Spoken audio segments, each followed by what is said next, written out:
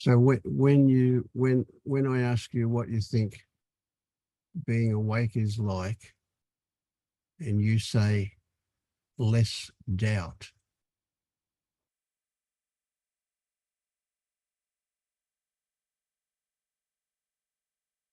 can you imagine that there is some doubt when you're awake?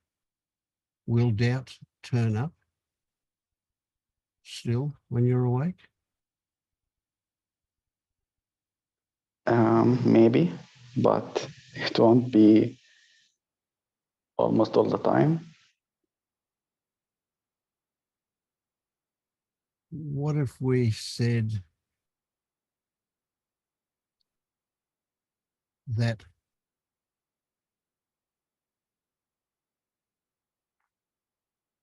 when it turns up, it will be recognized for what it is, and that will neutralize it? Shitty words, not quite right. But what, rather than saying that it will just turn up and it will be there and then it won't turn up, or it'll turn up less frequently or be less intense,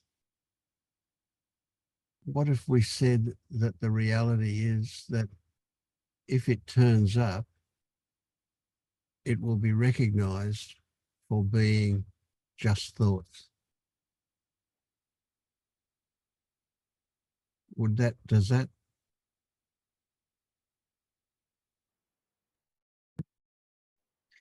Yeah.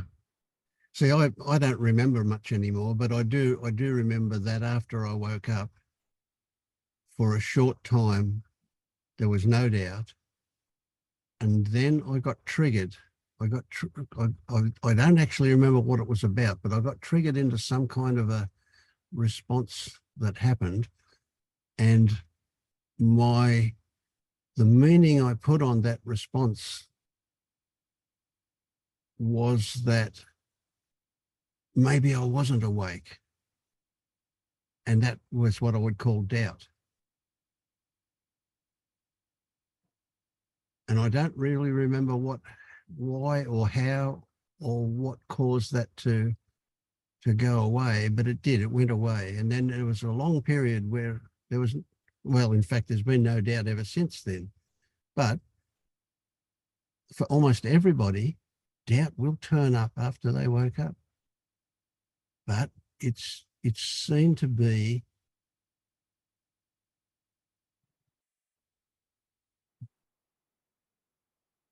I don't know. Have you got experience with doubt, David? Did doubt come back for you?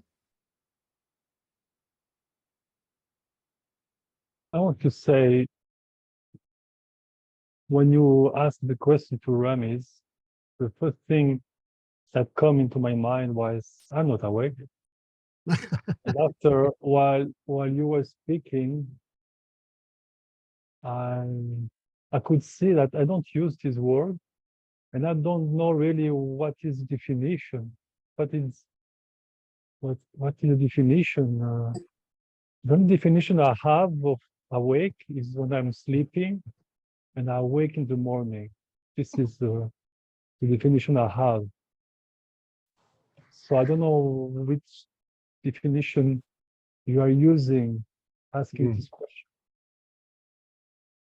Okay. Yeah. Maybe it's about your interpretation of what it means to be awake. So perhaps that's what we should look at first, so that we can put it into some kind of. I don't think I can never understand what Vince means with awakening. I can only know my interpretation. Yes, of course, and that's so for all of us, isn't it? No, I don't think anybody would dispute that. That would be correct.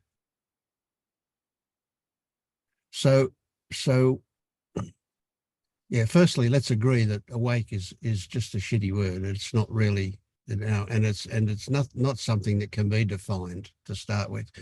All we can do is describe a difference in our experiencing from before some point to after some point, which of course is all memory, but still, that's what we're talking about when we use that word. So it's not, let's not be Advaita police and get too carried away with what it actually means, but rather let's describe some experience. So when I say I'm awake, I'm not claiming anything. That's what I'm saying is I recognize that there was a point when I believed that there was a controller running the show, and I now see that I was deluded when I thought that was the case. So in Buddhist terms, that would simply be called stream entry. That's just breaking the first fetter. That's all.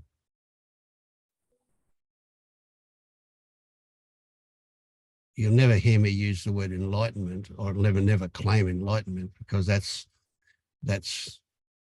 have no idea. That's like me saying I'm God. You know, it might be right, but I don't know what it is. You know, that's something else altogether.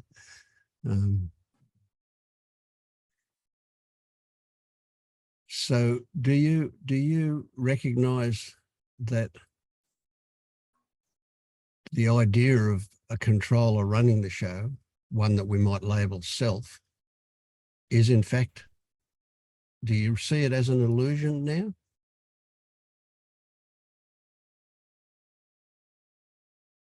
Me or David? To me? Yeah.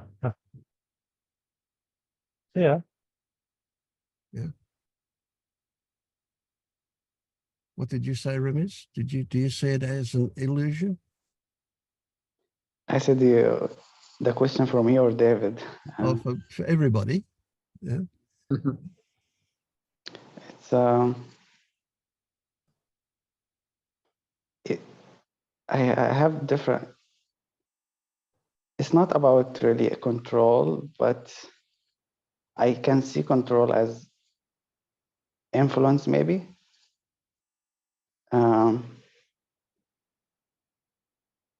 So it's like if I'm working on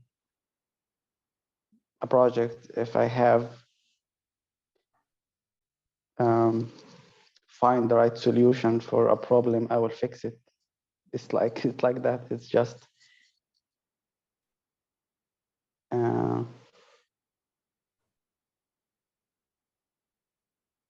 Okay, so let's use that as a good example. Let's say you're faced with a problem of some kind that needs fixing. You know, doesn't matter what it is. Let's say you need to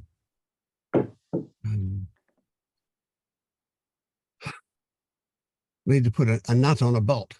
Okay, so the job is to fix it, to put the nut on the bolt. When you're doing that, you take the nut in one hand. If you're right-handed, you most likely will take it in your right hand, and you'll hold the bolt in your left hand if you're right-handed, most likely, and then you'll turn the nut on and you'll turn it back and forward until it feels like it's in the right position, and then you'll continue to rotate it clockwise, and it will screw down on the bolt. While you're doing that, in the act of doing that, do you have the thought, I'm doing this? Or is it just a nut being screwed on a bolt? Is it just a happening?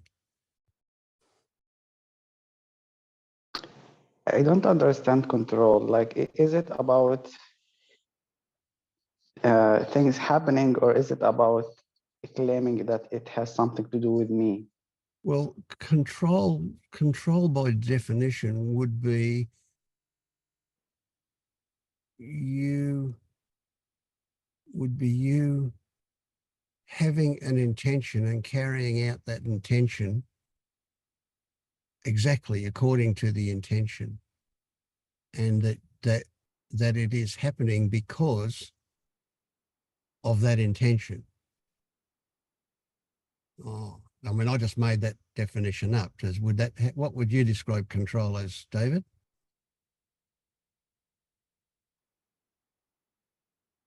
Me, I We don't would often say think about this in these control. details. Sorry. I like to be precise or try to, but I think control, I would define it as the thoughts which appropriates an event.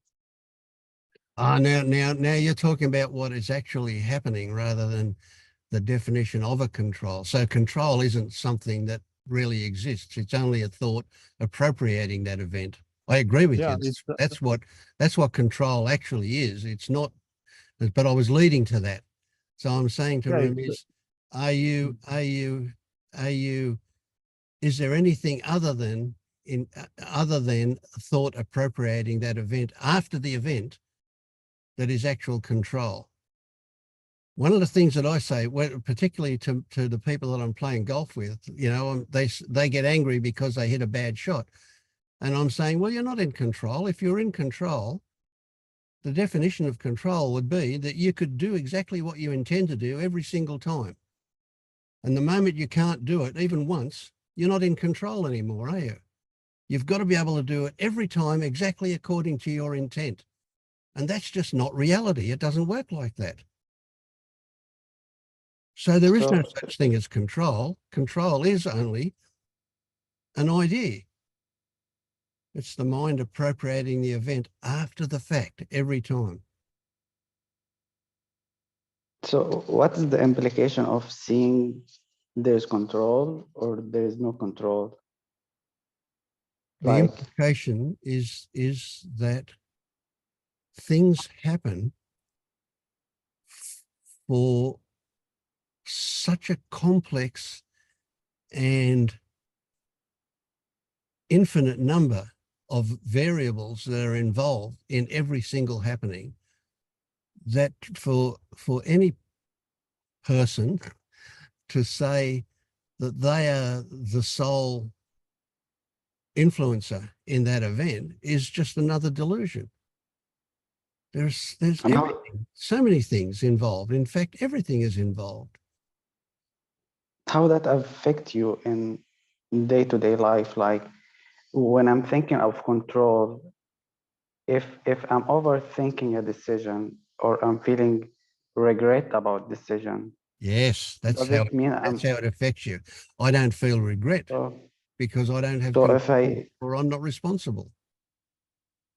So if I see no control, I won't feel regret or overthinking a decision. That's my question. Yes, that's exactly right. So obviously I see that there's some control. Yeah. Because I you overthink can still and I feel regret. sad about an outcome. You can feel joy about an outcome, but you won't take ownership of that outcome. So when I hit a really good golf shot, there is joy. And if I hit a really bad golf shot, there is just humor. I've got to laugh at it. But I don't feel bad and I don't feel angry. I don't slam my club into the ground like some of the people I play with do. They get really angry when they hit a bad shot. They go, oh, I didn't do it right. I didn't do it. I've got it. I shouldn't have looked up or something. And they get all upset over it. And I'm just laughing. I just go, what a joke. What a joke. You know, and some of these blokes have been playing golf for 20 years and they still think they've got control, and they can't do what they intend to do every single time because there's a million things involved. And most of those things are not in their control. They don't have influence over most of those things. Over some of them, yeah, just a few, but not many. See, so this is probably the biggest aspect of believing that there is a self, because the self is seen as the controller of events. So as soon as you recognize that control is just a delusion, if you believe it, an illusion, when you recognize it for what it is, the thoughts will still turn up from time to time that says, yeah, you could have done that differently. but that's just thoughts turning up. And those thoughts might precipitate alternatives. Great. They're just other thoughts that turn up. And it's not until the opportunity to try out those alternatives comes along that you can go, well, I learned from that, and I learned that this is a better way to do it, or whatever the outcome of that is.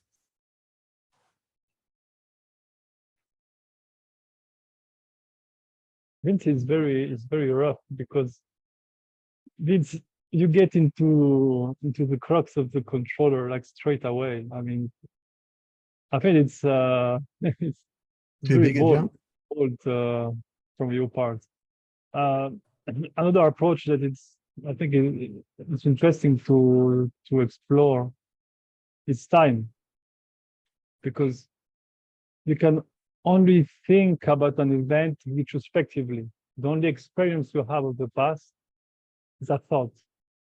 Yes, you cannot feel the past. You cannot feel how, if you hurt yourself a week ago, you cannot feel the pain in the past. You feel the pain here.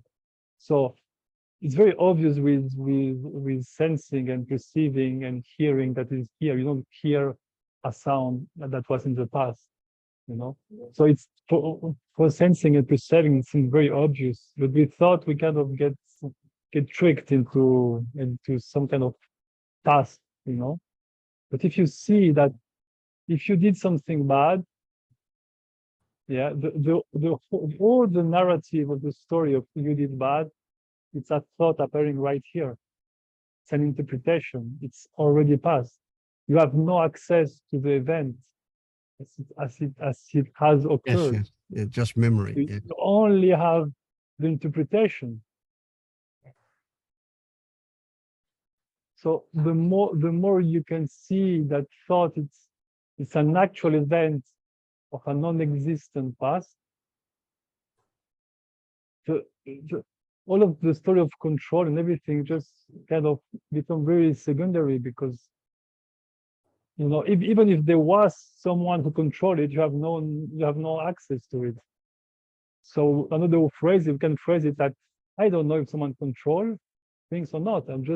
I don't have access to this moment, Right. because everything is right here constantly. So I have no at a idea. practical level, what would you tell? How would you help Ramiz understand that any idea of control is just an idea, nothing more? How would you get him to? How would you help him to discover that?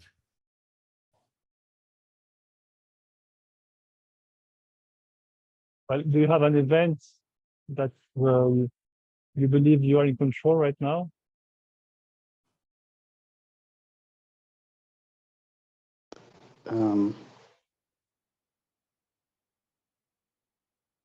Okay, there's a situation I'm in right now where I have to make a decision.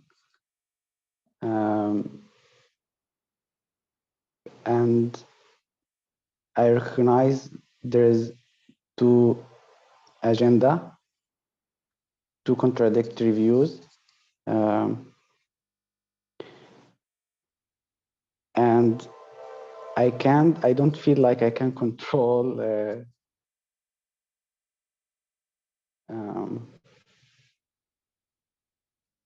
having these agendas, but I feel like there is a decision that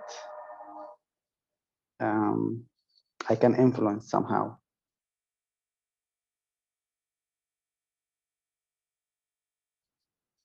How deep to get this, but are you in the situation right now? Yeah, someone asked me to work on a project with him, but I don't feel like I want to.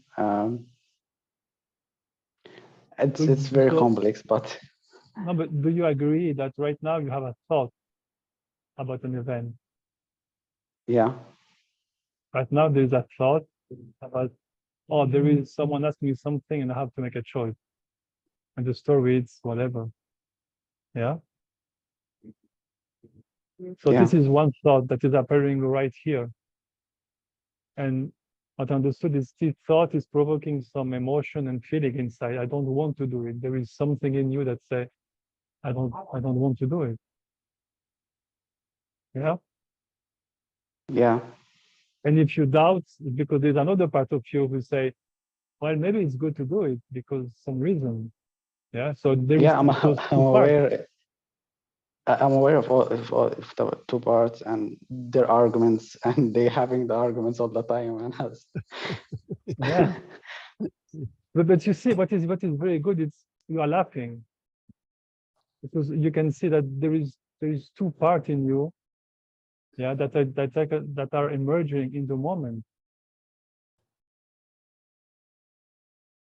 But the thought that is telling you, I have to choose and I will influence this. This is a thought about the future already. yeah, I understand that I don't choose the thought, but I also I recognize that thought can have influence. Maybe not thought have influence. Um, maybe the thought is a reflection or a manifestation of leaning towards more one side than the other, or Well, if we stay tuned with the controller situation, thought maybe it does that or not. But are you in control of thought? no, Whatever they do. No. Did you choose to be in that situation? no, Did you choose to have those two parts coming up within you? no. Did But you does choose your, sorry? Tell me. I know that I don't want to choose all of this, but the thing that I'm stuck with is it's not about the ability to make the choice. It's more about the choice will have an effect. So it's fear. So yeah, it's fear. Um, it seems like this no control thing. My mind can easily claim it and abandon any choice making and just say fuck it. I won't choose. You know. That's not true. So That's not true. If you could do it, you would have done it. The fact that you're struggling with this choice is a proof that your mind cannot drop, which is fine. But the thought that I can drop it, it's another thought. This is really the thought that say I can choose. But the fact that you are worried about this choice, that you feel important to think about, that you feel a reaction of this choice in your body, that you want to make the right choice, all of this is your whole system, your whole body mind, which was programmed that way, that is functioning with that intention, in that way. So there's not true that the mind can stop worrying about things. You would like to, but you don't.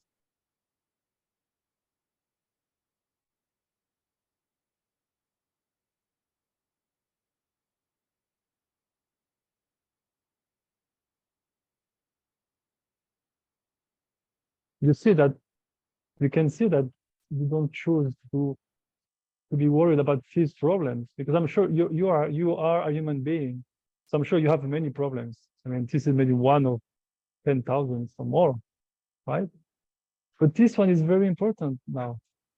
Only this one, not death, not that I'm skinny or fat, not that I have a girlfriend, not my wife, my child, my family, the world, environment. I mean, it's infinity thought problems.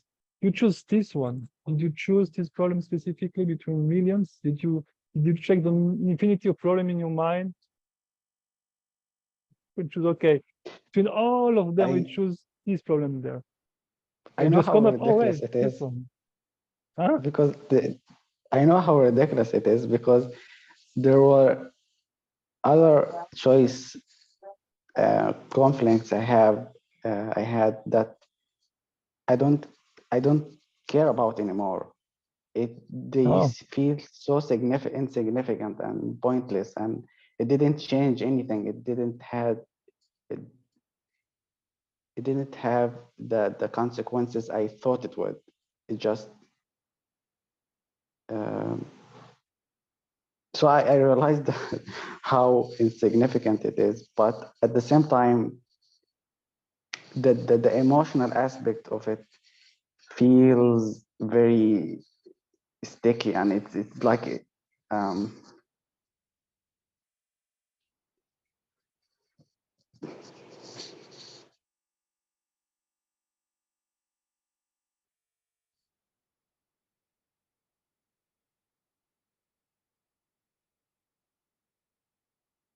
it's like I can't stop the thoughts as well. It's just it happens. Uh, exactly. and sometimes To- I watch it and laugh, and it's. But sometimes I'm caught with it. It's Yeah, I think that's why I think talking kind of straight out, talking about controlling and stuff. It's very interesting, but also often there is to believe that, oh, if I see that there is no controller, there will not be emotional reactions to event, or I think of choice in my life, you know.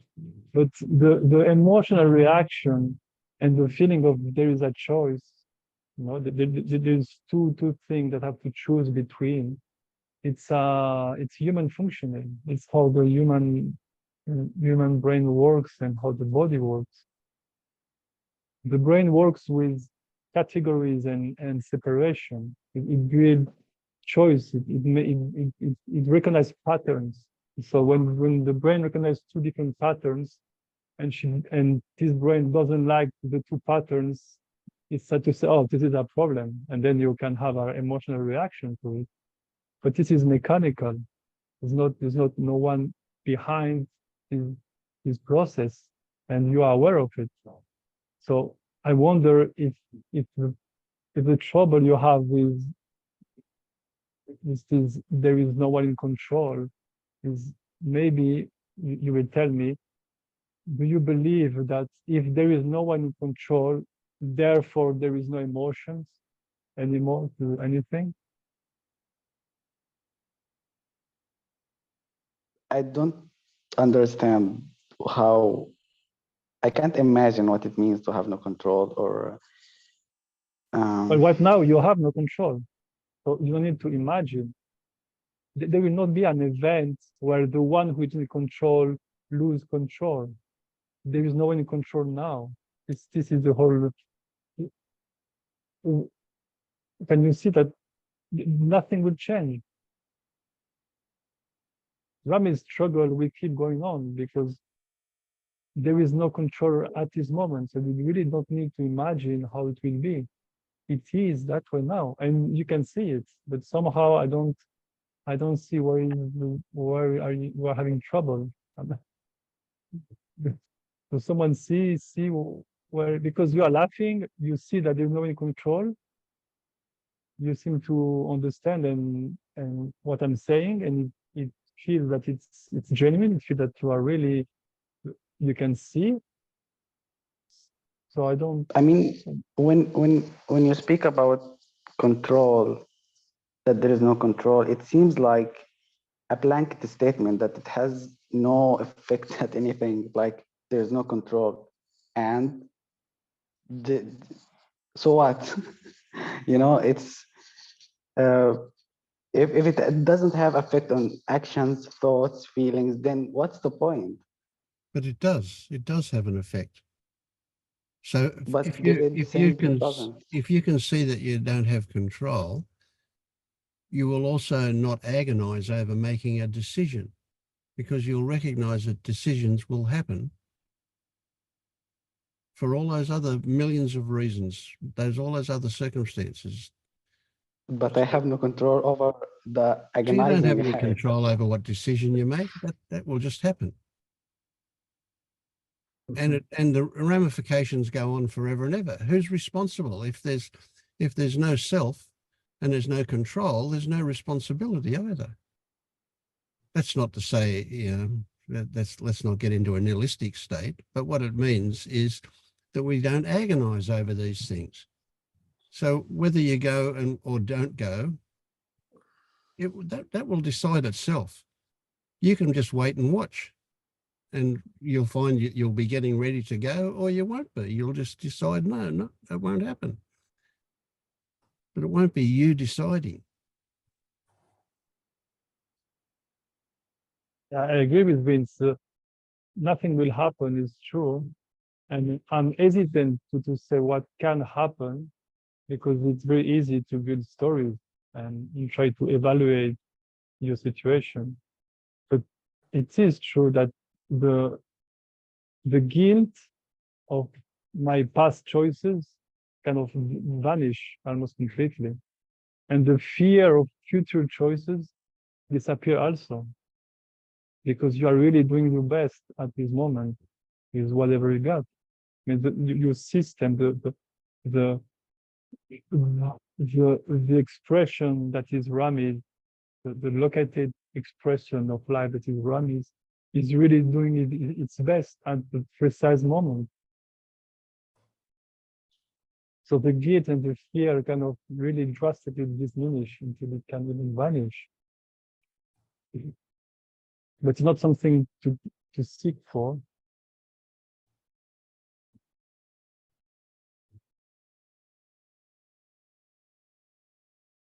Like when you were when I was a child, for example, it was very important that I have very in my exam that I had very high notes, right? For some reason.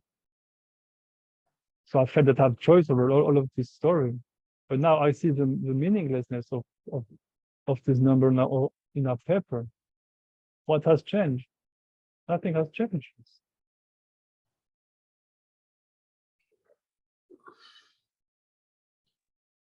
I was thinking also Everything is about different.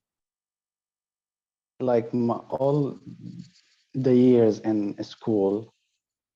It was suffering all the time, and thinking back, if I wasn't in school at all, it won't affect my life in any way.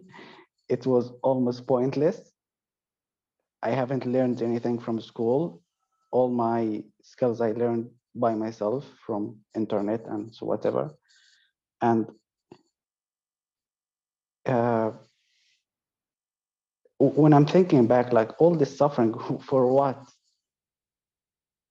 The bullying, the being hit by the teachers, and the fear and of the suffering for not wanting to go to school, and for being shamed for not going to school, and for all this trauma, all this struggle, because they thought that that's what should happen. Like this is what happens, we go to school, this is what happens. So can you recognize that you're telling yourself a story from a particular perspective about that? Yes. And what if I give you another story from a different perspective? And that is that all of that suffering and everything that you've been through, absolutely everything that you've been through, all that shitty stuff, was absolutely necessary for you to be sitting here right now. If you didn't do any of that suffering, you probably wouldn't be here. Yeah, I suppose. I suppose. That's a reluctant agreement. It's just a story from a different perspective. And I'm sure that we could come up with a whole lot of other stories from different perspectives as well. So the story that you had about, if I make this decision, that might happen. And if I make that decision, something else might happen.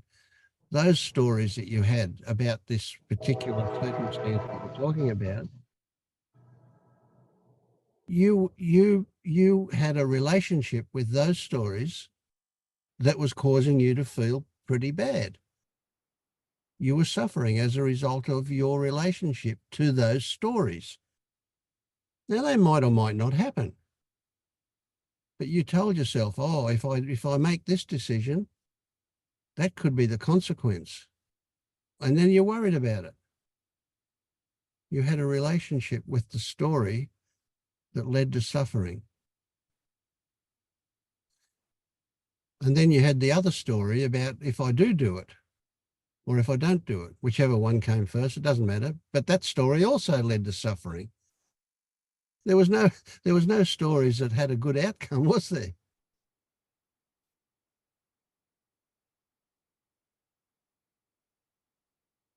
I feel like that stories are um, they are stories, but they point to something. They have some significance, I think. So I don't want to jump into one conclusion that the stories are real and whatever, and or jump to the conclusion that all stories are bullshit and they don't have any significance. I think, Yes. Yeah, neither are true, are they? yeah, I think because this is what I find or I get from all this talk about stories. It's just um, if I'm telling a stories and all the response I get is just a story, it feels dismissive. It feels like if everything is a story and bullshit, then why we are talking here? Like, what's the point of communication? Mm-hmm. There must be some value by being here, or why would we? Well, So that's what you say is probably true. I agree. But I don't know what the value of it is, what the meaning of it is. I can only make up stories about that. It's a mystery. But what I do know is that if I'm telling myself stories that I'm having a relationship to that is causing me to suffer, it's doubtful that there's any value in that. maybe the holding in the story is the painful part, but the stories themselves, I think they can have influence. Of course, they have influence. Yes, that's And what you respond to. Yeah. this is what I call the value part of it. Is when you always say that when people watch these videos, they find value and they can relate, and this is the whole goal of it, to uh, to relate to one another and to feel like less lonely maybe, and I find this is valuable. Maybe it's just a story. Yes, it's a story, but yeah, so what?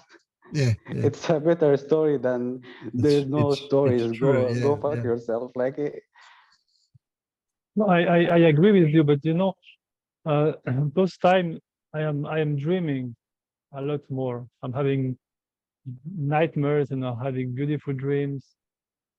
And when I woke up in the morning, I really recognized that it was a dream, but the fear or the meaning or the beauty still in me, still present.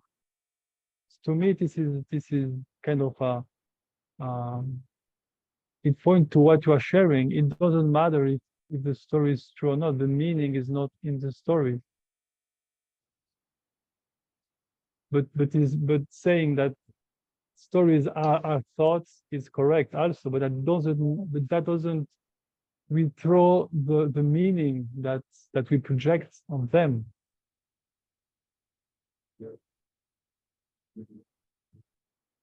So yeah, I think it's very good that you can see this. And I just want to come back to something because I wanted to say, and it goes went too fast, but when you were sharing about your years in school and it was traumatic and all of the stories, there's all this story of control that we started to talk about. The beauty with there is no controller, and you can really feel it more and more in your experience. You can discover what is the real meaning of forgiveness. Because if you take back any story of your youth or school, you can see that every person who was responsible of kind of putting you in this situation, they had no choice either. It was what makes sense for them in the moment, however horrible it seems to be from your point of view. So you can really free everyone from your past of of attack, shame, and rage and everything, because they had no choice, just as you don't have now. I just wanted to add this because this controller stuff is not only yes, so what, so you can free everyone, not only yourself, but you can free everyone. You can free everyone from from making them responsible for anything. So I think it's there is a lot of value exploring is controlling aspect. I feel like I was trying to see my relationship to anger, um, and I felt like the anger is just.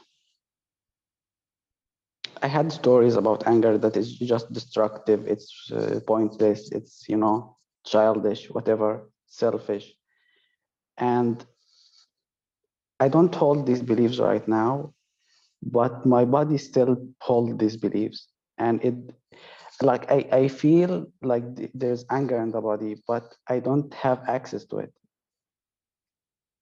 It doesn't feel safe to feel it, and even like being here, it doesn't feel safe to express anger. Like it it feels, and I think it's in almost all places. Like people have more compassion to sadness or hurt than anger. There is a sense of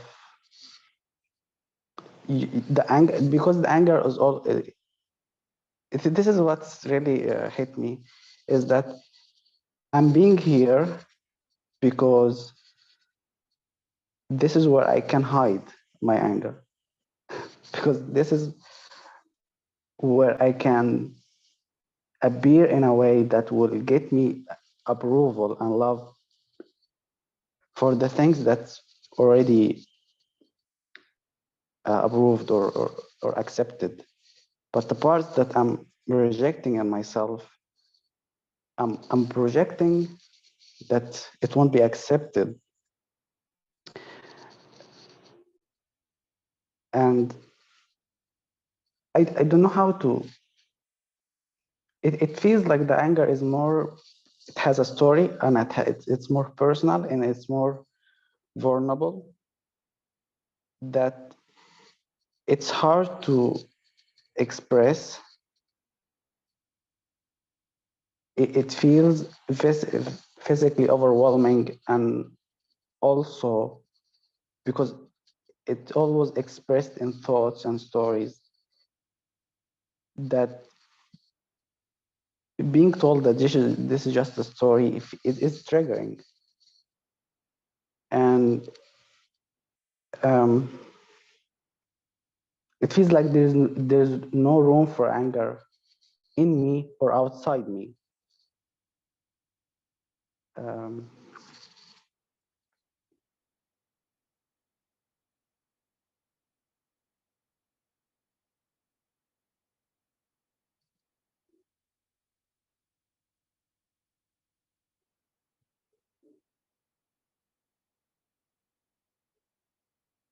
because each time I expressed anger, it was destructive. It ended things. It didn't build things. And not expressing the anger fills me with resentment at myself and at people.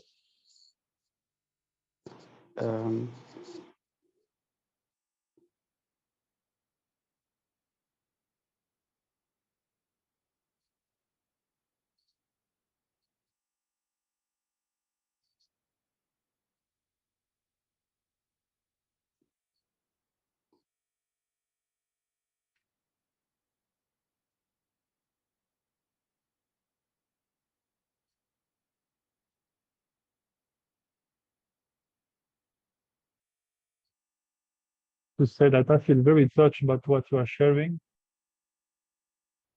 And anger is something that I've struggled with, and I'm still sometimes struggle with.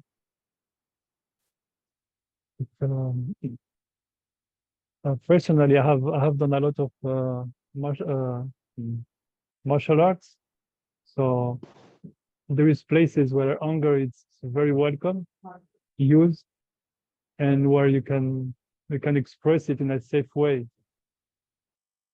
Not everywhere, but there is some places that you can really express it physically, and we can find someone who can handle it. This is the most interesting part, where if you can express all of your anger physically, and when you are with someone who is not afraid at all by this, it's a very interesting experience. Like you're like, I will kill you, and others are okay, well, show me, what happened, show me. It's a very disturbing experience to feel. So, but it's true that mainly everywhere you cannot express anger. And I think my experience is like particularly men are struggling with many things in our society in general, and by violence, it's something that is kind of we are not handling it very well, and I can really understand that it's often seen as something bad, as something to avoid, as something to hide, but something changed in me after years and years and of martial art and at the army, that I could see that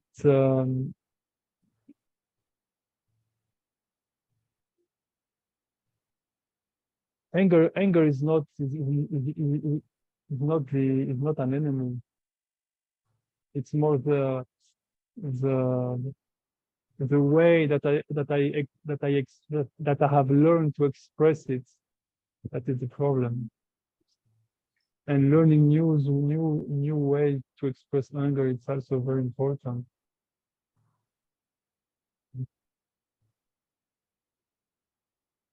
But I wouldn't approach anger through a non-dual perspective in that case. I've never seen you.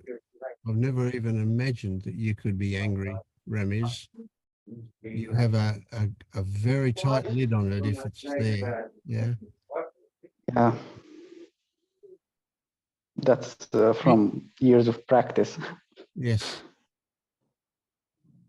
Anger sits on top of fear. Yeah. And it is an attempt by by whatever you are, it's avoidance technique. It's a way of not getting close to something that's going on because you're actually afraid of what it is that's there. I think my fear is about destroying relationships and alienating myself. Yep. It's fear of abandonment or rejection. And I remember there were times where I expressed the anger and it was really destructive. It was really, yeah, sure. And it felt suffocate, and it felt so dense in the body and in the mind as well. It felt like it's so heavy. Takes over. Yeah. Yeah. I So didn't who know how taught you anger? to Who deal with taught you it. to be angry? Who showed you how to be angry? Um, I don't know. All people are angry, I think. Yeah, sure.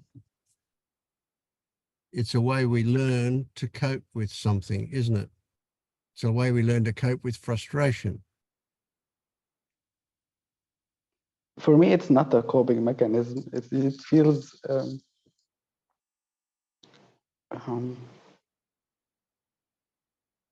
I feel like my coping mechanism were more hiding, playing small, Mm, mm. trying to extract pity. All right. What triggers your anger?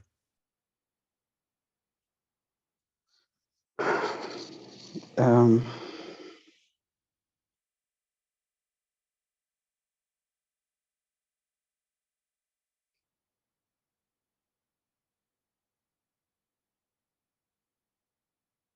having no voice, not being heard.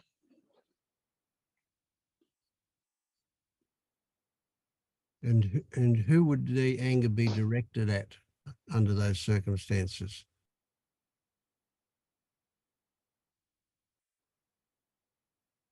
Everyone, including myself. Mm. So you would be angry at yourself for not having a voice. You would be angry at others for not allowing you to have a voice. Yes.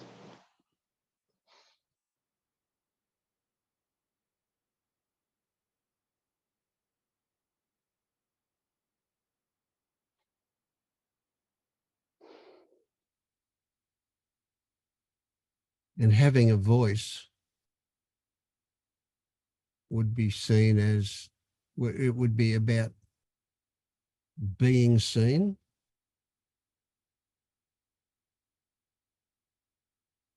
That's a question.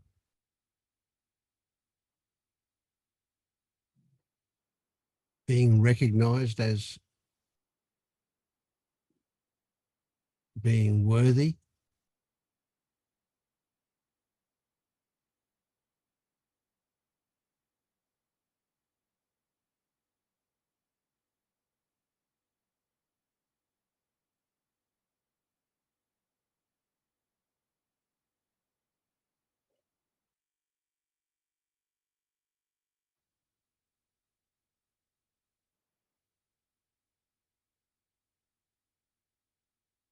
My body is vibrating.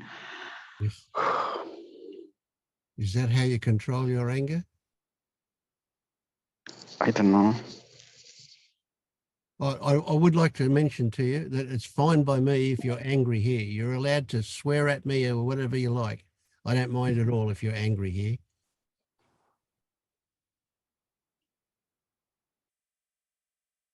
That's what I'm angry about also, that I need permission. Yes. Yeah, that's a good one, isn't it? Yeah.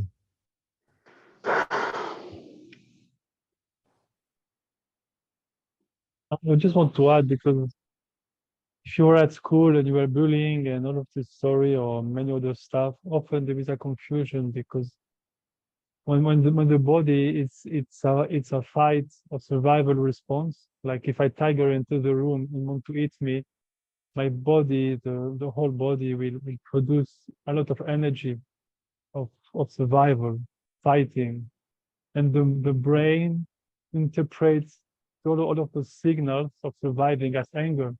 Like I am angry against the tiger, but it's not anger, it's just survival. In society, we get repressed with this energy. So after it gets stuck into the body. Yeah. So now when we talk about anger, the whole body starts to vibrate, because it's this energy of survival, the energy that want to express in a physical way.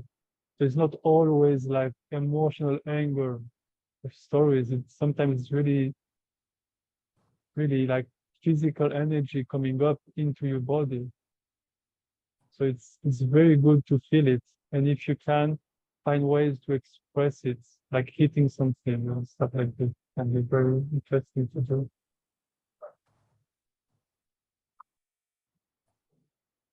I don't feel like I have full access to it. It just, You don't need to have full access, you just need to feel what is here. It's enough. Don't try to go into sensation or to go into anger. Let the emotion and sensation come to you.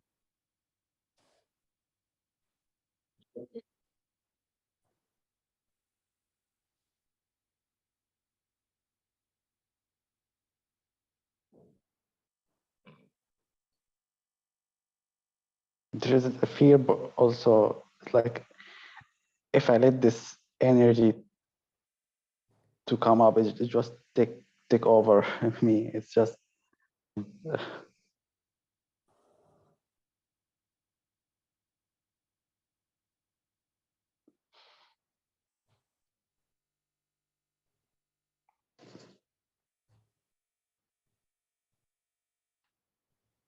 So you fear that there's a volcano in there that could erupt and destroy the world. yeah.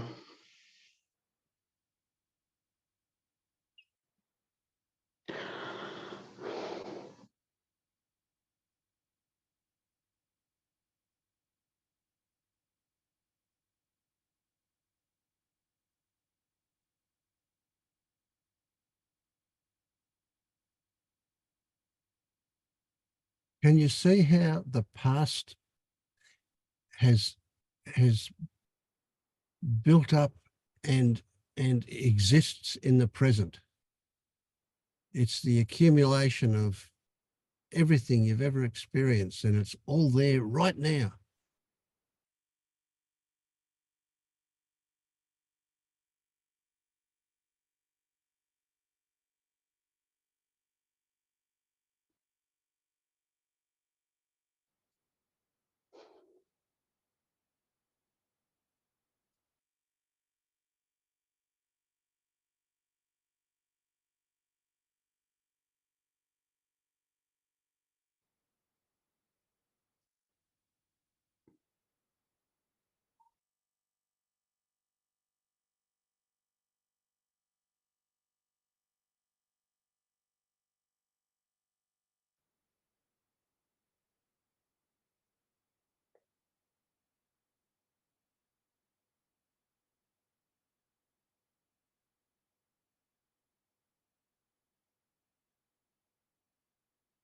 You still feel the volcano?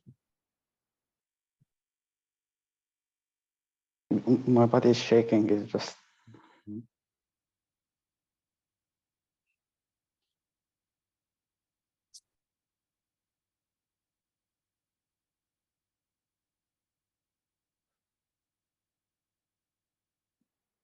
and there's pressure in my head.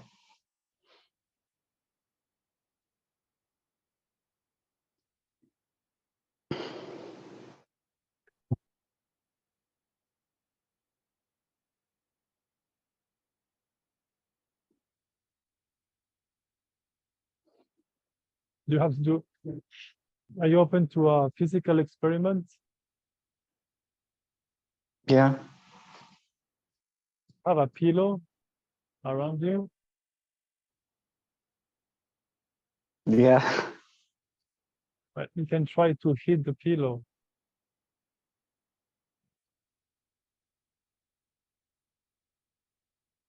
While you feel it is the volcano. I don't feel the urge to hit something. You feel like pushing a wall.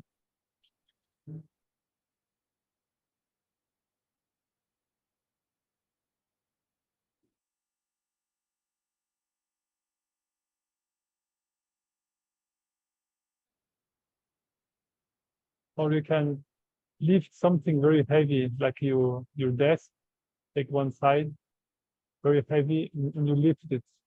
And you lift it. The purpose is to connect the instead of volcano to a physical resistance within your body and see what happens. Is to give some uh, feedback to the muscles. Are you open to this experiment? I don't think I can now. Okay, okay. Fun.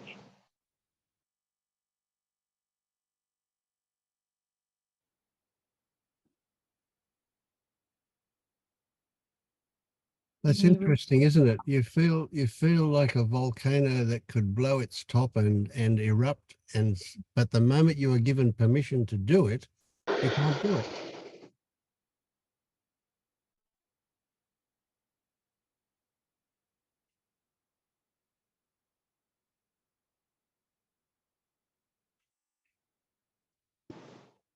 I think it will come when it feels safe. Yeah. So the really big thing about it is the threat of it, the promise of it, not the actual thing, but the promise that it could happen. Because you've seen your anger be destructive in the past, you have a pretty big fear of it being destructive again, or any of this being destructive if you express it. Mm? Yeah.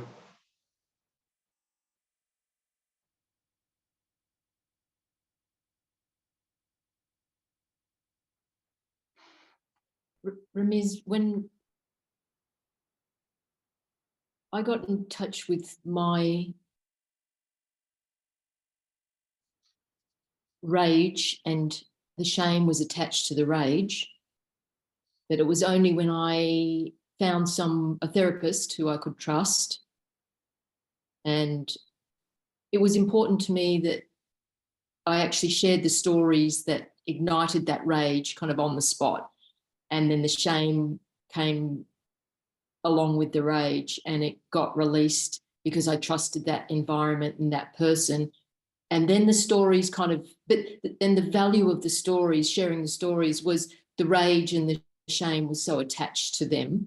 And then later on, I've seen through the stories, but it actually allowed the rage and the shame to come up from a very deep place. But it wasn't until I found someone I could really trust to allow that to come up and not feel judged. But it was actually important to share the stories that went along to kind of trigger that to come up and out.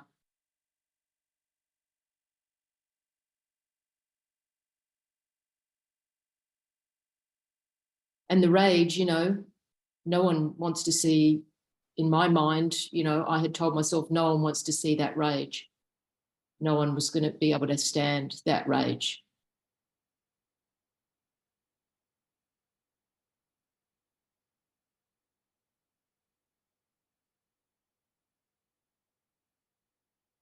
And did you, Eloise, show some of that rage to the therapist and found that the therapist wasn't devastated by it? Yeah, that's right, Vince. So I mean, she could withstand that, and in a non-judgmental way. Mm. That's why I felt safe to share it. Yeah. But I had to share it through stories. So what I'm kind of saying in a roundabout way is, this isn't necessarily the best avenue, I think, to share the rage, because I had to share it along with my stories. Mm. Because the rage and the shame were really attached to the stories. So they had to come out together, if you know what I mean. Yep, gotcha. So I guess you're saying maybe to Ramiz that this is not probably the right venue for that to happen. Well, perhaps, yeah. Perhaps, yeah. Because in a way, I feel like, that was preparatory to then seeing through the self, because I had released that and then I was able to kind of like just see more clearly. Yes. Yep. Yeah. So it allowed me to just see through the illusion. Yeah, But yeah. it wasn't possible, I don't think, before I really released that rage and that shame. Oh, I got you. I got you. There was an old saying about being blind with rage. That maybe that's appropriate here. Yeah. Yeah. Maybe. I wonder if there's a really, because we've been talking about anger, but I think of anger as something that happens just, you get angry and it goes away. But rage is something that's sort of more like Yes. just in the background all the time. Self-perpetuating. Yeah. Yeah, it's kind of like magnified. It's like lava. It is a volcanic kind of feeling. Mm. Yeah. And of course, it's quite reasonable that the fear is that if we let a little bit out, a lot will come out. And our experience is that the more we let out, the more we're able to let out. So we fear that it can be just absolutely devastating. Yeah. Yeah. But the freedom, the sense of freedom and bodily lightness that went with that release, it was unfathomable. Mm. Mm. So Ramiz, when you're by yourself, if you could take when you go to your bed, take your pillow and pound it with your fists just by yourself. Are you in a house by yourself, or are there other people there? Are you able to? I tried, but it felt forced. Yes, it is force. It is force. It's fake. Yeah, of course. But the point it's not the end result of anything. The point of doing it is to watch what happens. So that feeling force, that fakeness of it is also a diversion. It's also a way of not letting go. And say if you do it for long enough, and I mean I don't mean hours or anything, but if you slam your fist into your pillow, pound it a little bit, the first half a dozen or a dozen punches will feel fake. But if you just let go, you'll find that it'll start to come more naturally, and then you'll probably find that you'll start crying as well. But the whole point of it's not that that's going to achieve anything, but it gives you an opportunity to see the relationship between what that is and something. You can just get to see it a little bit clearer. So it's not about the rage itself. It's about what it represents, what it's resting on, what it comes out of that you might be able to see. Anyway, it's an experiment. You could try again, except that it will feel fake in the beginning. But it's like I once did it's still online somewhere. I once did a laughing session, and I started out faking it, laughing, and I was just pretending, in the beginning. But after a few moments, a few seconds, I don't know how long it took, it was genuine laughter, really genuine, but it started out fake.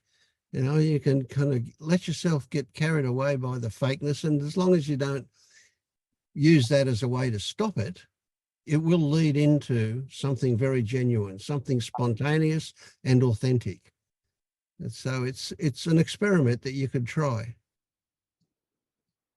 It's not going to stop the anger. It's not going to get it out and be done with it or anything like that. It's just a case of giving you something to have a look at, to see it differently to the way you normally see it.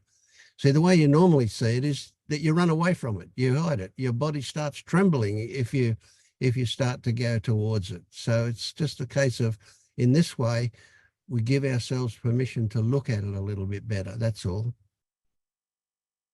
Worth a try. And if you I want to try. Sorry. Go on. I want to try acting and improvisation. Yes. But it's not available to me. Right. Yes. Now, something I recommended to somebody else, and I must chase it up. A clown workshop. If you get the opportunity to do a clown workshop, it's brilliant stuff. Absolutely brilliant. talking about being spontaneous and authentic, do that. Yeah, look up online and see if there's anywhere near you a clown workshop. Maybe it doesn't happen in your part of the world, but maybe it does. Yeah. But you can put on that red nose and maybe a little bit of paint and you can be whoever you like. It's amazing. Good stuff. Can go boxing. Boxing is very good I find because when someone hits you a little bit, it's hard to fake that you are peaceful. It's very hard. And what is good is like they know how to handle. You think that you are strong, but when you go to those places, people there are just beasts, you know, they're just, you can handle everything you got. So that this is safe in that way.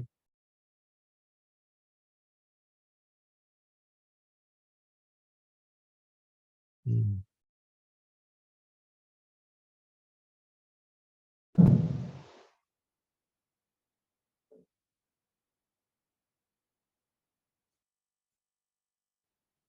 Jumping, I would like to share something Yes, go. because I find it very, very interesting. The other day I was in my room and I was and someone opened the door of the room and the wind come in through the window, you know, and they just closed on me, you know, and because I was in the back anyway. So the wind of the window, yeah, the door of the window, I don't know how to say it. It just closed on my back, you know, it just hurt me like hell, like it was so windy this day, and this door just hit me so hard in the back, and it was so painful. And just after this very intense pain, the first thought that comes is, who is responsible for this? The first thought was, this one who opened the door, why has opened the door? And after, no, it's me because I wasn't, oh no, it's because, and I could feel this kind of stream of thoughts, you know, like who is the one that I can be angry with, you know, who I have to struggle here. And after I could just really see that it was a mechanism to avoid the pain that was so intense. So I could just take a time just to feel the pain, and I saw how it was counterintuitive. Like my whole system was, no, but this is not the right direction. You have to do everything, but being that space was just horrible, you know. And I just stayed there for a while until kind of there is this acceptance kind of dawn, you know, like there is pain and there is nothing I can do about it. You know? Like there is just pain and it's horrible, and there it is, you know. And just when this kind of dawn, it's just okay, it's fine. I can, you know, I can live with that. That's fine. And just kind of went away this time. So I find it very, very interesting. This kind of first reaction, like I feel peaceful. I can imagine everything I want, but when I get kicked or punched or there is something very sudden that can surprise me, you know, just go back to habits so fast, like an instant, you know. I find it very, very interesting.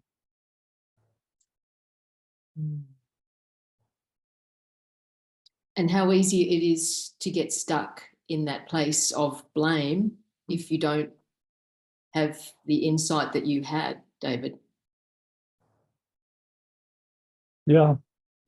Well, that case was the wind coming, so it was easier. You know, if someone hit me in the face, it will probably get me more energy to step out of It'd be who is harder. responsible Yeah. for what. Yeah. For my kids, for example, I mean, he feels responsible for a lot of my emotion, you know, like feels so responsible for for so much. But yeah, it's harder with humans. somehow. So you can see how ludicrous it is to get angry at the wind. You can't punish the wind for doing it. Yeah.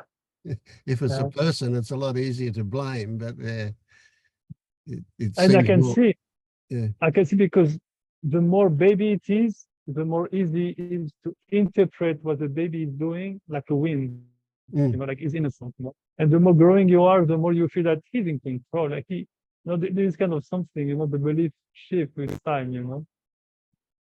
Yeah. So interesting. Yeah. Yeah.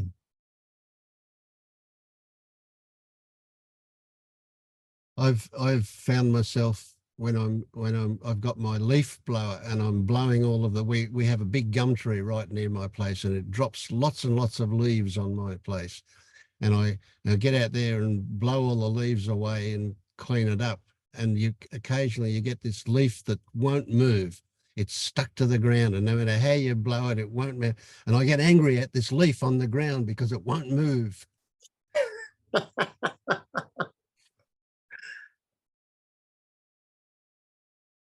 Yeah.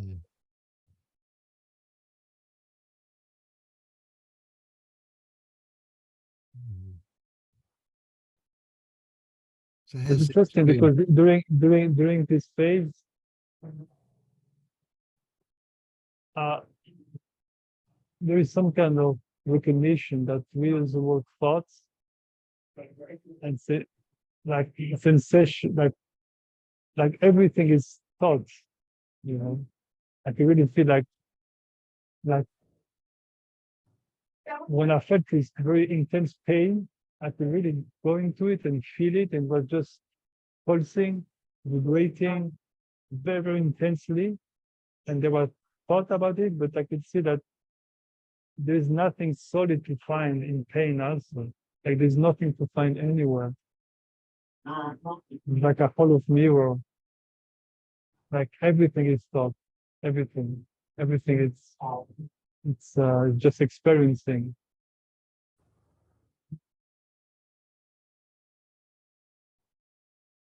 Yeah, yeah, that's an important one. And something you said earlier, Rem, is just story. There's nothing that's just a story. Everything is stories. Everything is based on stories. Everything comes from stories. Everything exists as stories. But that's perhaps too big a jump at the moment. But yeah, there's no such thing as just a story. I kind of see it the opposite. Like I see thoughts as sensations. Like everything is a reflection, and like the sensation of me is a sensation. The thought of me is a sensation. Even the sound, it has a map in the sensation area. A memory. It's just, everything just light in as a sensation. Like if I track every thought, it comes down to a sensation. So Yeah. But now don't worry about this one, but you can keep it in the back of your mind for future. But yes, what you say, I agree is true. But you will also reach a point where you'll recognize that all sensations are thoughts as well. They're both true, it's a loop. but a different. It is a loop. It is a loop, but it's more a spiral than a loop. But yes, yeah.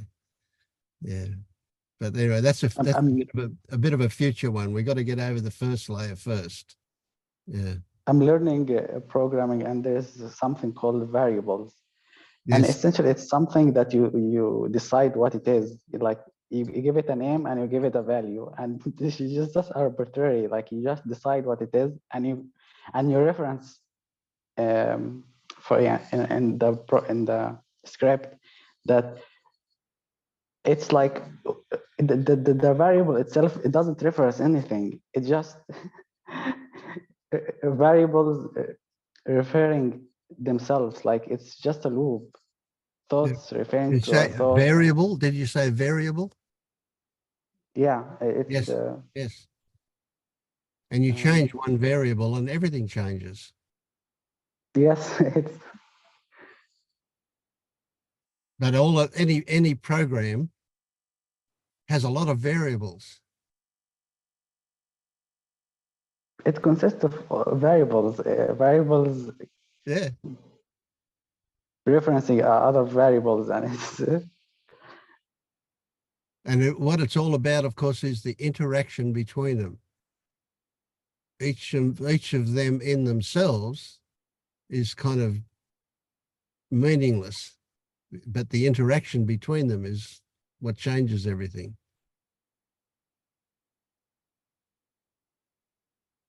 kind of incredible to it just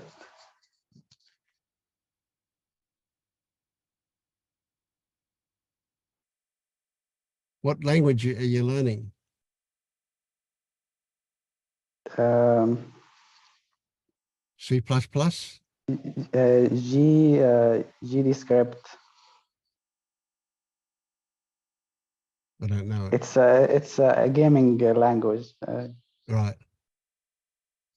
The RAM is all of the experience have no reference except experience. That's why we can say there is experiencing, and that's it. Every variable inside experience referred to experience itself. Mm.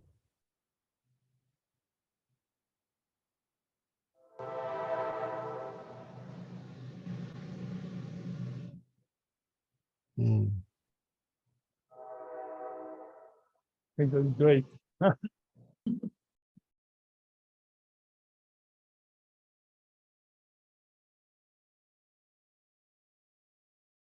How have you been, Lennart? Quite fine, because I have 10 days off of work, so I'm enjoying that a lot, so that I don't have any agenda, but I'm doing gardening work at the moment and enjoying that. And yeah, some days ago I had an interesting situation, because I was talking with my sister on the phone, and she had separated from her boyfriend. And yeah, actually that didn't happen recently. It was just like a month ago or something. But she told me that they are still in contact, and they didn't want to have this kind of breakup where afterwards you don't speak to each other anymore. And yeah, I don't want to make it a big story or something. Just at some point, yeah, she was talking about, no, before she told me several times that whenever situations that the communication didn't work between both, then she was always wondering, like, what she had done wrong. And then she started to read books about attachment styles, and like interpreting her boyfriend, and changing her strategy and things like that. And then yeah, in the end they separated, and she, as a resume, I guess, she said, yeah, but I could learn something about myself and so on. And I just had in the background her story of, yeah, but maybe it was my fault and I did this or that wrong. And I just wanted to tell her, don't be so hard on yourself. In the end, you are not in control about all those things. But then I noticed that maybe I was in my bubble of reality that is at the moment very influenced by our Zoom meetings, for example. And she really misunderstood it, because I think, well, that's my interpretation, but I mean, she had a breakup, but then she could tell herself, yeah, but I learned something from that. And now somebody's telling her, yeah, but you're not in control or Yeah. something like that. So she got like really angry with me or really aggressive. And then this triggered this body sensation that was quite similar to the one that I had with my student before. But the difference was that with my student, then I reacted, you know, and with my sister, it was like stuck here and I didn't know what to say anymore.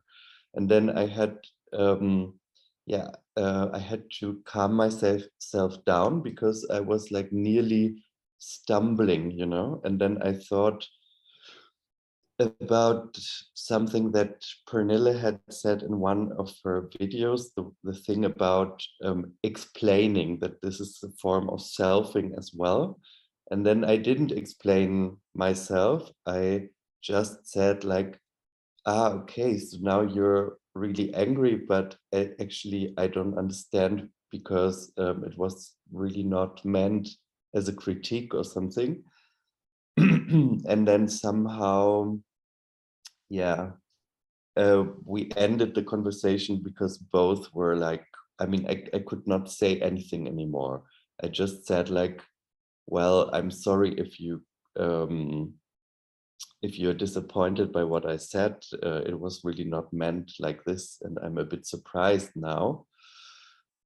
And then after that conversation, I could really observe that I was angry with her as well, or then I thought like, yeah, she was not right and I'm wrong. She was not, yeah, she was wrong and I'm right. And then I could see like, no, it's not like this, you know, it's just like we are both in a different bubble of reality. And also then it came to my mind, oh no, now I'm a person who is so in this kind of small world of the things that he's thinking about and reacting in a non-empathetic way when other people talk about their life or something like this. But I could really see that this is all of a kind of a story. And then also I thought like, no, I'm not going to call her anymore or for a while or something. But I really it was really like this second was this kind of story or reaction. The child that is like, nah, I don't want to call her anymore. And yeah, several other reactions, but I really could see them kind of in front of me, and I laughed about every one of them, and that was like really a very freeing experience, because it was like, okay, now you're going to play this game, and okay. And yeah, it was changing like so quickly as well that I could see how arbitrary it really was. And then I went to bed, and in the morning the next day I thought like, yeah, because also that's a bit of a story, but usually I would not be able to stand other people being angry with me, and then I would like make myself small and say like, oh yeah, I'm wrong, it was my fault, I'm sorry. And then I understood, yeah, okay, I mean, she can be angry with me, it's totally okay. I don't have to feel like completely devaluated by that. So everybody has like a different experience of the situation, and she also has a right to be angry if she likes. So yeah, and then I sent her a message, an audio, saying like, yeah, actually I wanted to tell you that I'm very happy that you were able to have this peaceful breakup and like to not end the relationship, and maybe it can be a beautiful friendship after that. And I'm really happy for that. And yeah, so I didn't explain myself. I just thought that it would be nice for her to see that, or to understand that I acknowledge her process, you know. And there's a lot of good stuff in there, really, really good stuff. I just love the way you were able to see somewhat objectively all of these things that were happening to you. And it was a cascade of things. It was brilliant. Yeah. And so by not explaining, you also didn't get into the shame thing. A big part of it. Yeah. Yeah, but of course there's a major lesson in there too, and that is that, you know, we can't fix the world for other people with our perspective of things. Yeah. But yeah, no, that was really, really good, insightful stuff for you. That sounded excellent. I love that. Yeah. Good, good, good. Wow. I mean, a huge learning thing for you. So many things, one after the other coming along. That was great. Yeah. Yeah, actually, recently I feel a lot of gratitude for this opportunity, and that has also to do with this group. So thank you, everybody. Yes, thank you, everybody. Yeah. Yeah.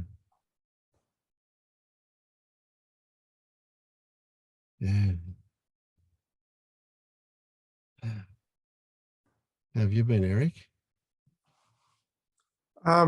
Good. So I think you go through phases. Oh, some of it, a lot of it's because of just in you know, in meditation, you know, people usually have the first thing that comes up is wandering thoughts, and most of your wandering thoughts just have to do with kind of like the daily things, like oh, what you need to do tomorrow, what you need to do today, what happened this morning. And at some point you get into like more subtle things that start to come out. And it's just like the last 2 weeks or so, these feelings coming out, and they're more yeah, I mean, just conversations from 25, 30 years ago, just stuff that inconsequential things that I'm not responsible for, but just all this old stuff is coming through. It's just weird. And I've been having dreams, like just like last night there was a dream. I don't know, I can't remember it very well, but I just remember one image, just being on this ship and people are going into the dark water, just, and I'm sort of standing there watching this and being surprised, like, don't you realize you're going to this dark water and you're gonna die? But people just willingly just going into this dark water. But I don't know, it's just stuff coming out, and it's not comfortable. It's you know, I went through a couple of weeks of just feeling this almost like bliss, just, and now it's stuff is coming out. It's not comfortable. I don't, all I can do is just let it come through, I guess. Absolutely. Do you, I mean, I immediately imagine that the really good period, that blissful period that you had, was like it was lifting the lid off stuff that's been buried there. You know, so it's amazing that, you know, you imagine a conversation, you remember a conversation from 25 years ago. Wow, that must 50 have, years ago. yeah. That must have dug in somewhere, you know, like it. They weren't big things. Like I just can remember talking to a girlfriend like 50 years ago, and not something big, just Yeah. you know, like past. I was a programmer, you know, for 30 years, of, you know, software designer, and just feeling regret about a bug that I make. That, you know, that's what happens when you write software. There's bugs, but just feeling like, I mean, it's stupid because that's just what happens when you write software. There are bugs and you fix them. But I was feeling bad about the stupid bug that I wrote Yeah. 25 years ago. I mean, it's crazy. Well, it's You know, it's crazy now. It's crazy now, but back then it probably wasn't. yeah.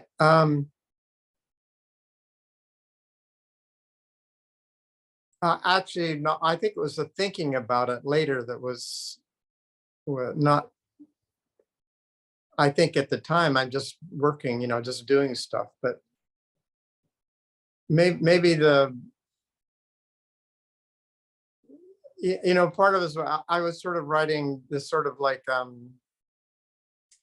the software for aviation, for health stuff where it's highly critical, you know, where you can't have a mistake. It's got to be 99.99999, you know, 5 nines reliability. And so you get into this thing of you just feeling that there just can't be any mistakes. Yeah. So a bug is not just inconvenient; it's actually potentially dangerous. Right. And the big thing about a bug is that you've got to work. You've got to go back and redo. You've got to go back and look. You've got to investigate. So it's like it controls you rather than the other way around. Yeah. I think just actually the one that I was remembering was one that someone uncovered after I had left, you know, from that particular job or particular So you company. didn't even have the opportunity to fix it. Yeah, I mean, I guess that's what the, you know, the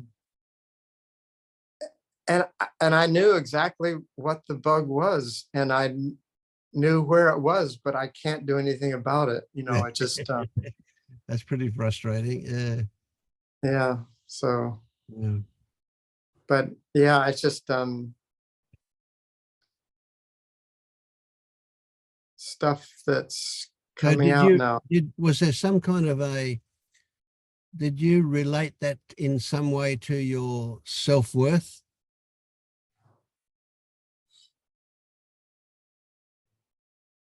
I don't know.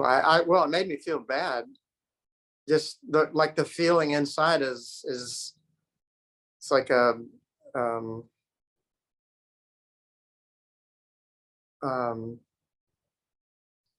a bad feeling. I don't know if I can.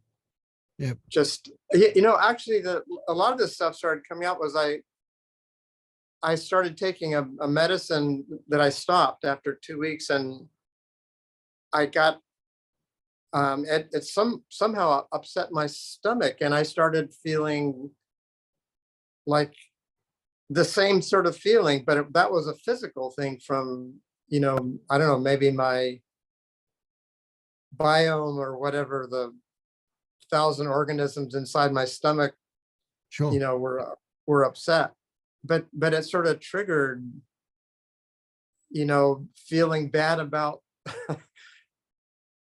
you know, just stupid stuff, you know, things that aren't. Well, we relate anxiety to stomach churning, don't we? Anxiety and stomach are very close together, eh? Yeah. Yeah, no, it feels very much, the physical symptom is identical. Mm, mm. What is interesting about memories, memories embedded with emotion and sensation. So there is no neutral memories. This idea that you can memorize something and there is no emotion attached to it. It's untrue. It's just that Yeah, we well, don't feel it. I think memories aren't really I think they're in your body. I mean, I think, obviously a lot of things, there's physical memories of, learn how to ride a bicycle and you don't forget. It's just in your body, and the whole process of, your body remembers it. But I think also remembers, it remembers bad feelings from Oh, look, absolutely. childhood. One of the best triggers for memory is music, sound. So people, will you could take somebody with Alzheimer's and play them a tune that they knew back in their 20s, and they'll immediately be transported. But it's that emotion, it's that physical emotion. It is the body thing. Yes, absolutely.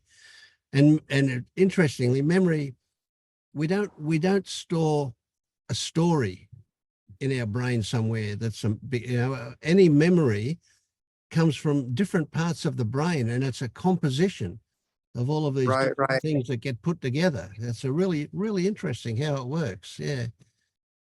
And so every memory is a construct as well. There's nothing that's exactly the way things were remembered. There's always variations.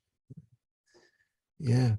So what I'm saying to you is that period where you felt good gave you something. I mean, it's crass to say it gave you the confidence, but it gave you permission for this stuff that was buried to come to the surface. That's what came to my mind. I don't know how accurate it is, but that was the thought. Yeah. Yeah, I don't know either. It's just mysterious, I guess. Yep. And it's amazing, and you think how much stuff will probably come up for the rest of our lives, regardless of how awake we are. And it's just amazing. It's like we've got this endless source of stuff that can come up. Yeah. But we can trust that what comes up is what needs to come out. Yeah, that's pretty brilliant stuff, I reckon. It's not random. It's what needs to come out is what will come out. Yeah. That's a story too, of course. Go on, Eloise. Vince, would you recommend going to the emotion that comes up rather than focusing on the kind of the storyline? Is that what you would recommend? I think it's not as simple as that. It's like if we watch a movie, we have the dialogue, and we have the background music, and we have the body language, and all of these things together move us in a certain way.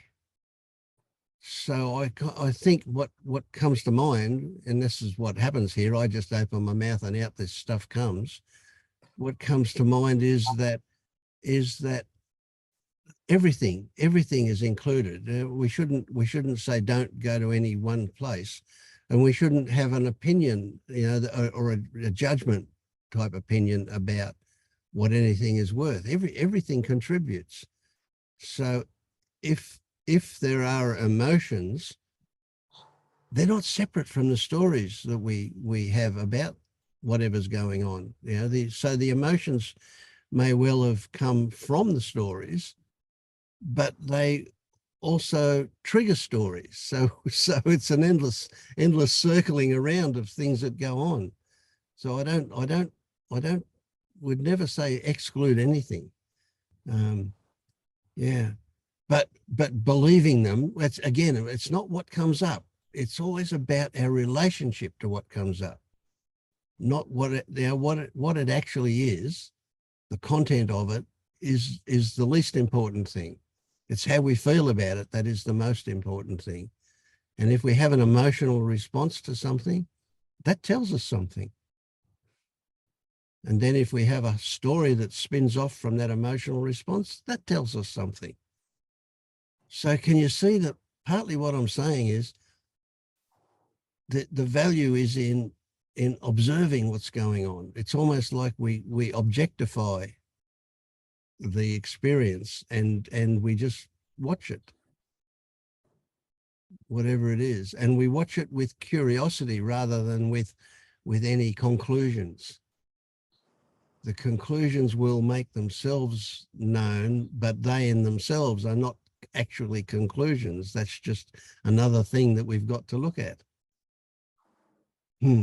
Gets subtle, but it's kind of, and it's kind of round and round in circles in a way. But yeah, I would say everything is telling.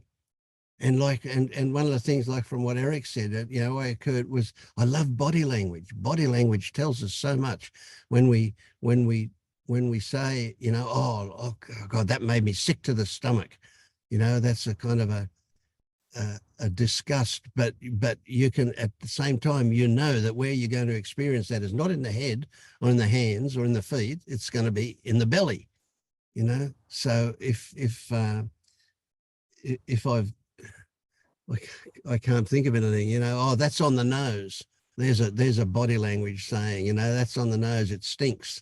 The smell, we'll experience it as a smell. It's like these sayings didn't come about by chance. They're real. They have connection to real, actual body things. And they vary from culture to culture. Different parts of the world will have different sayings, and they'll have more of that kind of stuff because that's in their language. It's interesting stuff. Yeah. But say, for example, with your dream, Eric, I would find it helpful to kind of interpret what might have been the meaning for me behind being on the ship and seeing other people jumping into this deep, dark water. I think someone, I wonder, I don't know why an image like that would even come into my brain, It doesn't matter why, but what you don't do is you don't dismiss it as just a dream. It's telling you something, and if you can't see fairly easily or quickly what it's telling you, that's okay.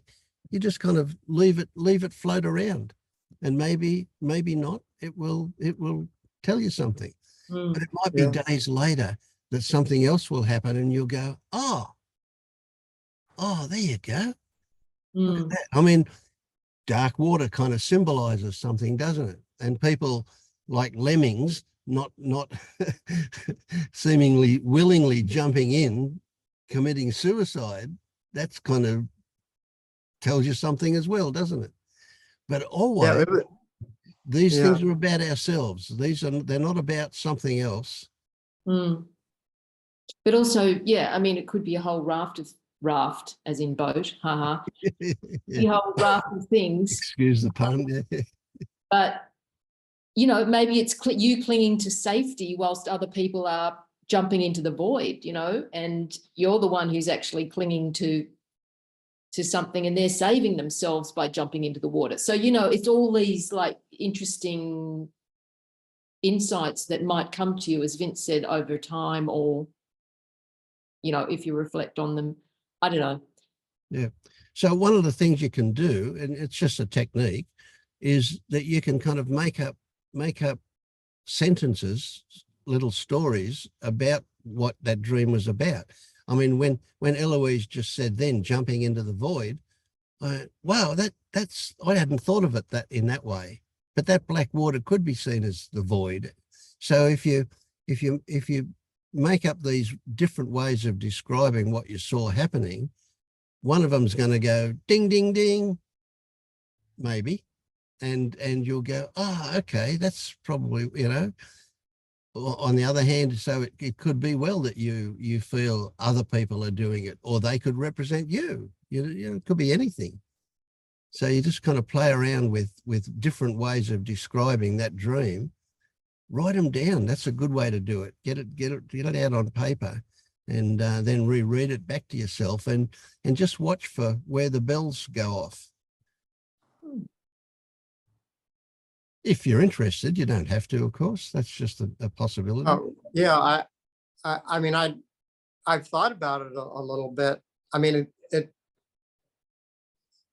you know, dreams are kind of crazy. I mean, they're kind of amazing the way your brain, or why is it, you know, creating these stories, you know, sometimes really almost like novel type stories that your brain is creating. And sometimes they don't seem necessarily really related to, it's like your brain just went to sleep, you know, you went to sleep and your brain decided to write a novel. It's like, yeah. And it's amazing, you know, how you can have a whole novel that appears and comes and goes in a matter of just a few minutes, you know. That's right. It's incredible stuff. Yeah. But and another thing that just comes to mind here is when if you retell that story even to yourself about that dream, try and see if you can remember what you were feeling about what was going on at the time. What was your relationship to it? Were you curious? Were you horrified? What was going on in you in the dream as you were observing these people jumping in?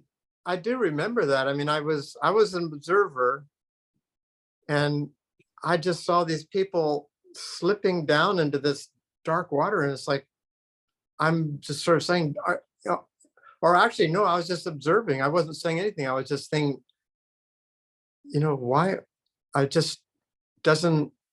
It's like I didn't understand why they would be just sort of like. I think someone was like coaxing them to let go into the water, and I just didn't understand it, you know. And I was observing, you know. I was really just watching, and it's like so strange. Yes. So it was a My feeling was like, this is so strange, and don't they realize they're gonna die, you know? So I don't know. That was my feeling. But I think maybe I did have a little bit of that stomach, you know, I guess anxiety for what was going on. That's mainly all I've been able to pick out of that.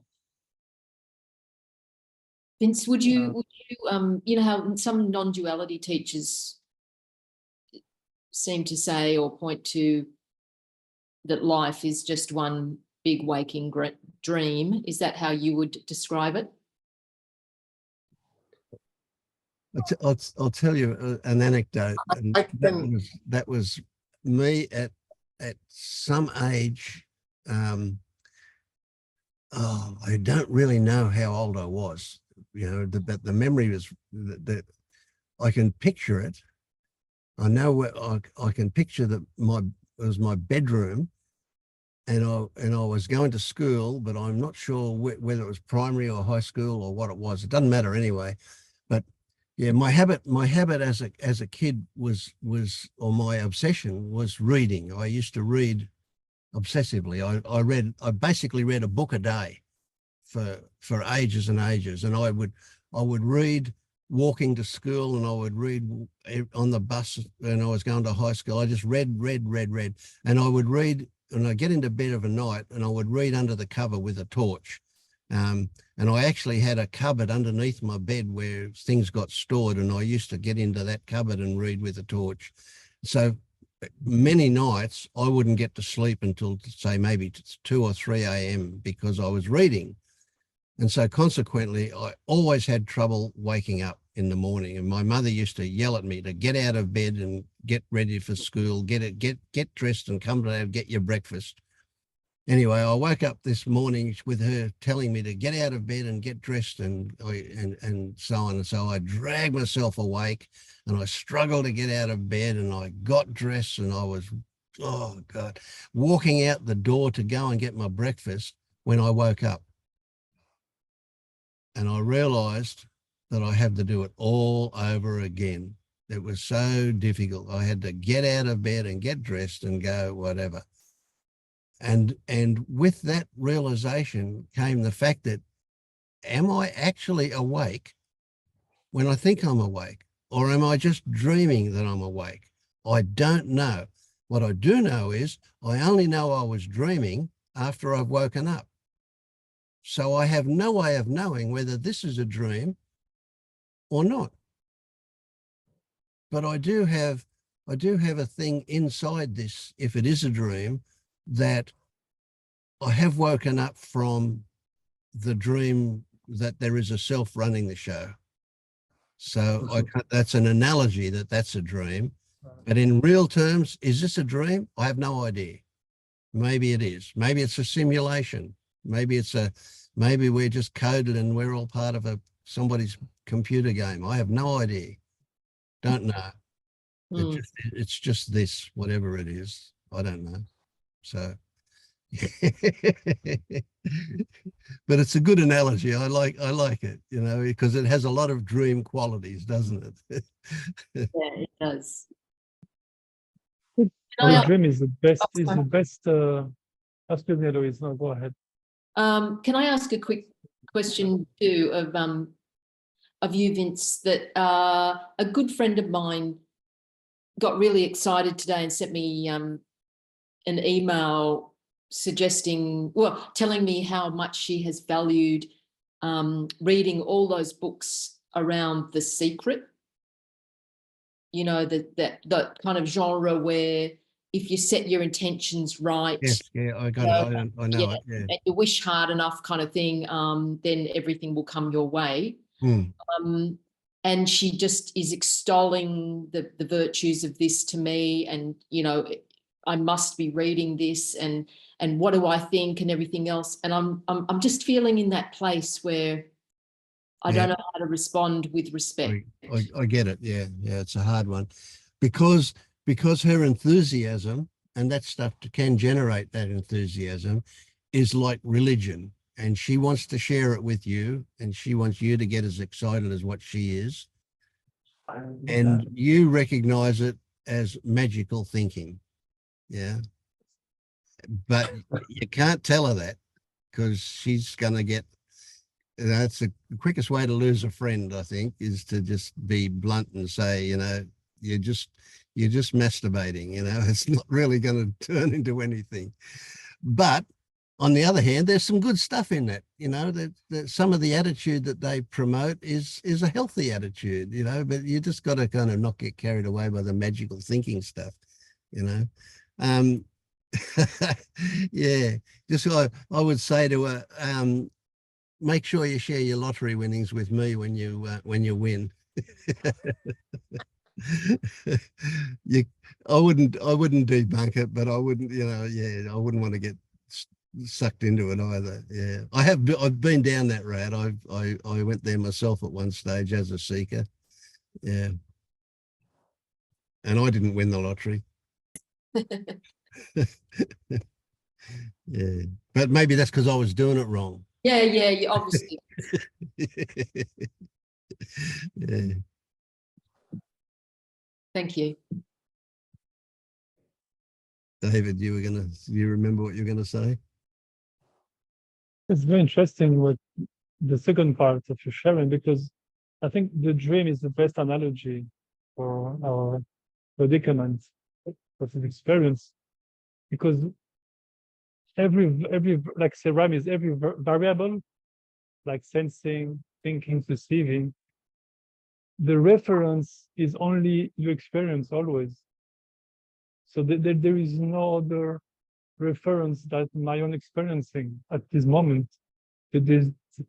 And in the dream is the same. Everything in the dream is pointing to the dream, no matter the shape it has. So I think it's the best analogy to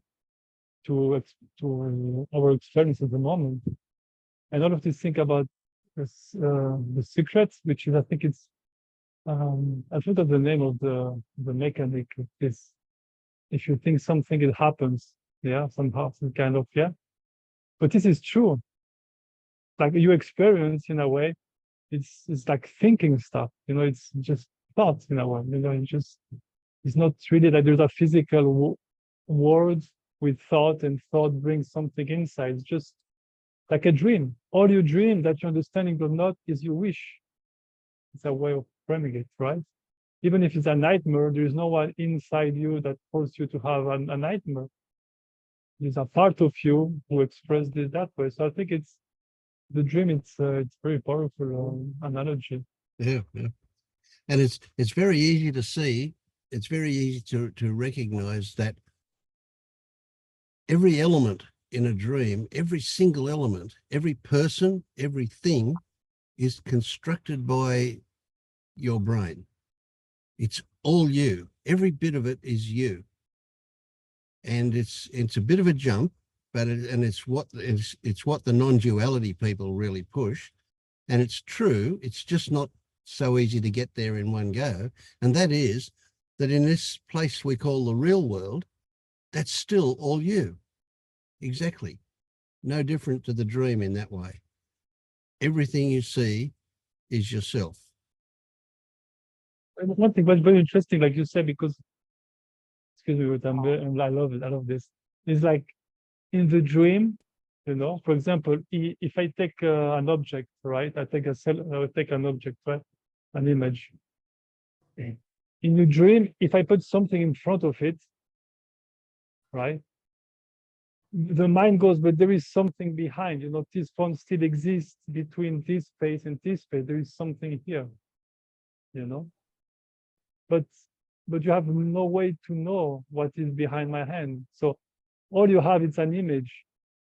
So in the dream, it's just the same. When you have a dream and there is a car and there is a tree and the car is passing behind the tree, it's not that the tree is hiding the car. It's just that our mind is so powerful that it can make everything be very coordinated. You know, the color, the shape, everything just match perfectly. And it seems that the car goes behind the tree perfectly in a dream.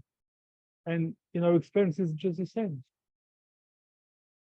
It's just the same. You have no way to prove that it's different. It's different. You have no way. Everything is variable. I like this word now. It's variable. It's a good one. Yeah.